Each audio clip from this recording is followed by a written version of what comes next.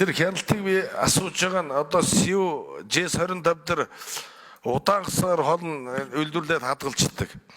Тийм учраас одоо Монголын одоо бүх хотын хэмжээнд аймаг даяар энийг эзэлсэн ийм хоолны газрыг төлөвлөгөөтэй гэнтэг хяналт хийх гүйл энэ одоо хоолны одоо хорд хасвал их байгаа шүү энэ.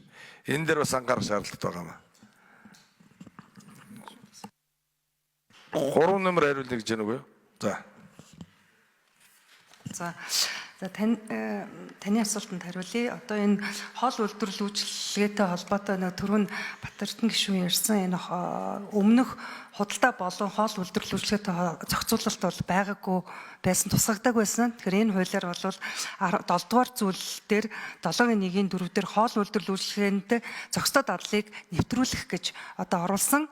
Мөн одоо хүнсийн шүлжээний үе шатанд хадгалтын зохистой дадлыг бас нэвтрүүлэх.